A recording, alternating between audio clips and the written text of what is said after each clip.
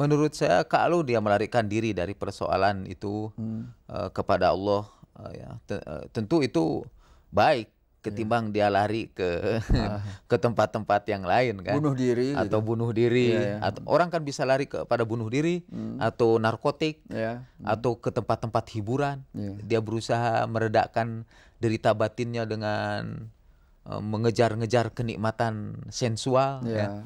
Atau melupakan sama segala-galanya. sekali. Iya, Lalu iya. salah satu di antara alternatif itu ialah melarikan diri kepada Tuhan. Iya. Dan menurut saya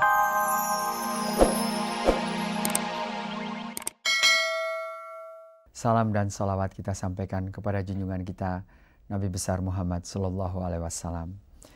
Bersama saya Bapak Dr. Andes Jalaluddin Rahmat, Master of Science. Assalamualaikum warahmatullahi wabarakatuh. Waalaikumsalam. Apa kabar, Kang? Alhamdulillah. Baik ya. Pak Jalaluddin Rahmat adalah pimpinan dari Pesantren Mutahari di Bandung, yaitu pesantren khusus untuk mahasiswa, serta ada juga SMA Plus-nya di sana, SMA Mutahari. Lalu kemudian beliau adalah dosen pasca sarjana Universitas Padjadjaran untuk bidang ilmu komunikasi. Nah, Kang, kita berbincang-bincang. Tapi sebelum itu banyak surat yang masuk kepada Forum Hikmah Fajar ini yang banyak memberikan masukan. Tentu kita harus berterima kasih ya. Alhamdulillah, itu berarti ada perhatian ya. Betul. Ada minat. Ada minat bukan saja kepada Hikmah Fajar secara menyeluruh, tapi khusus untuk perbincangan Kang Jalal. Ini Kang, ada masalah yang ingin saya, boleh disebut konsultasi atau diobrolkan lah begitu. Ada beberapa teman ya, yang menarik peredaran kegiatan hari-harinya. Dia seorang dosen, tiba-tiba lalu tinggal di rumah, terus kemudian berzikir terus-menerus. Lalu saya tanyakan, dia mengatakan saya ini sedang merasakan kenikmatannya dekat sekali kepada Allah. Lalu terfikir oleh saya, apakah kecenderungan-kecenderungan yang seperti itu boleh berlama-lama atau tidak? Lalu itu namanya sebetulnya kecenderungan itu ada ilmunya atau tidak yang seperti itu? Memang belakangan ini saya kira hampir pada semua agama ada kecenderungan untuk mempelajari agama tidak dari segi-segi lahiriah saja, tidak dari segi hukum, tidak dari segi peraturan moral, tetapi dari segi kedekatan dengan Tuhan. Yeah. Jadi di Indonesia juga kita lihat umat Islam sekarang mulai tertarik kepada hal-hal yang bisa mendekatkan diri kepada Tuhan. Mungkin sebelumnya ketika agama kita ini berorientasi kepada fikih, haram, halal, sunnah atau bid'ah, kita tidak merasakan kenikmatan beragama itu. Ketika kita sholat, yang kita perhatikan apakah sholat saya ini sah atau tidak. Tapi tidak kita perhatikan apakah saya nikmat atau tidak dalam menjalankan sholat itu. Ya, khusyuk dekat kepada Allah itu lain lagi ya. Betul. Padahal kan sebetulnya yang diterima sholat katanya sholat yang khusyuk ya. Bukan sholat yang sah atau tidak sah, tapi sholat yang khusyuk ya kan.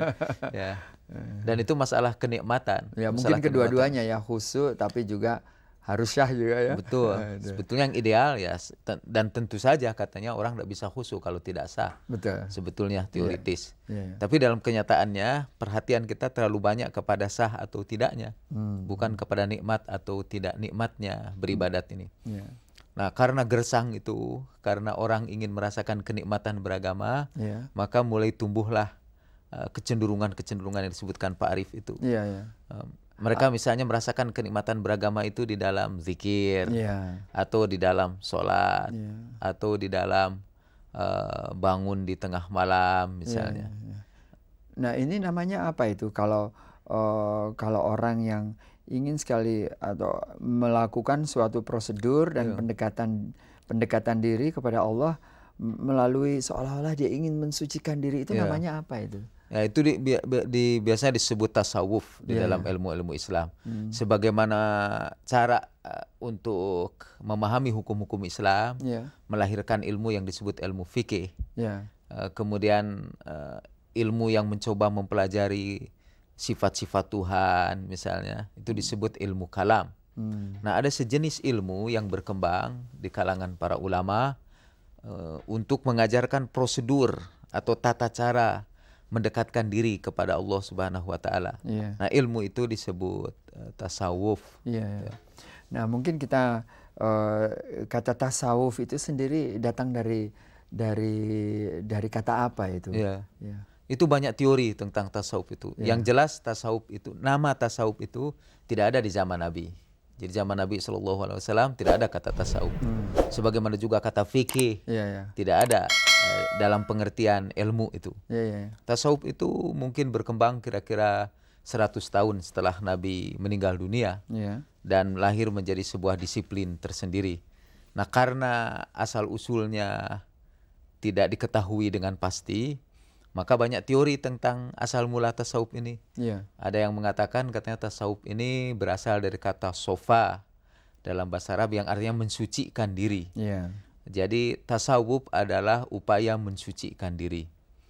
Kemudian ada yang mengatakan tasawuf ini berasal dari kata suf yang artinya bulu. Jadi tasawuf artinya memakai bulu. Berusaha memakai bulu. Apa itu? Apa hubungannya itu? Ya. Apa ada suatu zaman yang memakai pakaian seperti itu? Iya, memang dulu pernah satu zaman Ya. ketika Islam waktu itu mencapai puncak keemasan, orang hidup mewah, ada istana-istana yang megah. Pada saat yang sama juga terdapat kemaksiatan. Biasanya bersama dengan kemewahan, subur juga kemaksiatan. Lalu ada sekelompok orang yang membenci kemaksiatan itu, dan pada saat yang sama membenci kemewahan. Jadi karena kemewahan dengan kemaksiatan itu berdekatan, maka ketika mereka meninggalkan kemaksiatan, mereka juga meninggalkan kemewahan. Salah satu ciri orang meninggalkan kemewahan ialah memakai baju dari bulu. Suf itu. Ya, suf itu. Karena itu orang-orang kemudian yang mau membersihkan diri, meninggalkan kemewahan, ngambil baju dari bulu. Nah, jadi kita sudah kelihatan tahu ya secara etimologis kata tasawuf itu asal mulanya dari beberapa sumber tadi. Kalau mau didefinisikan itu apa ya tasawuf itu kalau menurut Kang Jalal? Ya, tasawuf sebagai ilmu sekarang ini ya mempunyai definisi, sudah mempunyai definisi standar lah. Yaitu upaya untuk mendekatkan diri kepada Allah Subhanahu wa taala dengan jalan mensucikan diri. Nah, ini kalau orang mensucikan diri ya, saya kadang-kadang terutama kalau umpamanya sedang stres, sedang stres terus saya sedang kesal melihat realita dan kenyataan yang bertentangan dengan keinginan dan bertentangan dengan aturan main yang diridhoi oleh Allah. Tapi di lain pihak saya juga seolah-olah tidak berdaya gitu Kang untuk mengubahnya maupun untuk memberi kritik. Lalu ya pokoknya kan banyak kita ingin sekali melakukan sesuatu kepada hal yang tidak baik itu. Jadi akhirnya terus saya ingin dekat kepada Allah lalu mensucikan diri kepada Allah. Apa itu tidak itu bagaimana menurut Kang? Ada macam-macam motif lah orang memasuki tasawuf itu. Motif yang tadi disebutkan oleh Pak Arif adalah motif pelarian ya. Itu escape mechanism, mekanisme melarikan diri karena mereka gagal menghadapi realitas.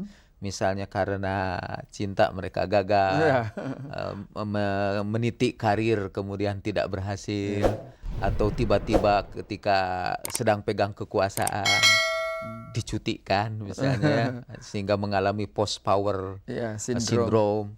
Pada saat seperti itu orang mencari tempat meneduhkan jiwa kan, tempat menenteramkan batin, dan tempat itu didapatkannya dari atau dalam agama. Lalu masuklah mereka ke dalam kegiatan-kegiatan agama, ke dalam tasawuf itu. Tapi bukankah itu berbahaya ya kalau umpamanya dia, nah itu kata melarikan diri aja kedengarannya sudah tidak sehat itu.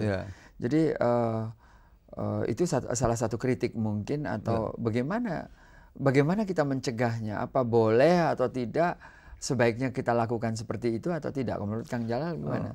Menurut saya kalau dia melarikan diri dari persoalan itu kepada Allah, tentu itu baik ketimbang dia lari ke tempat-tempat yang lain kan, bunuh diri atau gitu. bunuh diri atau orang kan bisa lari kepada bunuh diri atau narkotik atau ke tempat-tempat hiburan. Dia berusaha meredakan derita batinnya dengan mengejar-ngejar kenikmatan sensual, ya, atau melupakan segala-galanya. Lalu salah satu di antara alternatif itu ialah melarikan diri kepada Tuhan. Dan menurut saya itu pelarian yang paling baik di antara berbagai cara melarikan diri, ya. Walaupun melarikan diri dari persoalan itu sendiri tidak baik, ya. Tapi di antara yang tidak baik mungkin yang paling baik.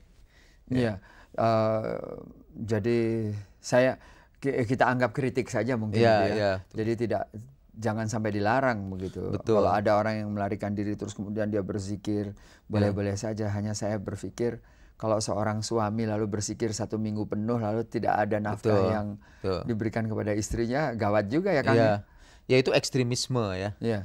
Jadi dalam kegiatan apapun kalau sudah sampai tingkat ekstrim menjadi jelek. Betul. Artinya ketika orang mula-mula kan melarikan diri sebetulnya, tapi akhirnya kok enggak balik-balik, ya. Terus berada di situ. Nah, itu baru menjadi masalah. Tapi kembali kepada melarikan diri itu, dalam Al-Qur'an sendiri kita disuruh lari menuju Allah lah. Misal dalam ayat fafirru ilallah, hendaklah kamu melarikan diri menuju Allah. Jadi kalau mau melarikan diri ya larilah menuju Allah. Ya, tapi di lain pihak di dalam Al-Qur'an juga kan dikatakan itu.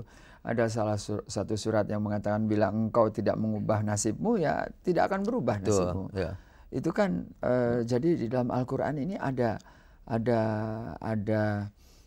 padanan-padanannya gitu. Surat ini harus diimbangkan dengan surat yang lain. Ya, memang kalau melarikan diri itu, kalau orang masuk kepada agama itu cuma karena melarikan diri, ya itu keberagamaan yang tidak terlalu baik. Ya. Tapi tadi kita bicara ini di antara cara-cara melarikan diri dari persoalan, maka melarikan diri kepada agama itu yang paling baik dan paling terjamin. Paling terjamin. Tetapi kalau kita pikir dari kualitas keberagamaan, kalau orang beragamanya hanya karena melarikan diri dari persoalan, ya saya kira itu tidak baik. Tapi kalau misalnya orang melarikan diri, tapi itu sebagai entry point lah, mulai masuknya dia kepada agama. Setelah itu dia meningkatkan kualitas keberagamaannya, bukan hanya sekedar melarikan diri, tapi juga sebagai cara hidup lah. Nah, maka itu mungkin terjadi peningkatan. Nah, jadi kritik yang pertama kita mungkin bisa simpulkan bahwa tasawuf ini jangan sampai sebagai suatu pelarian, ya. Saja. Pelarian saja. Ya.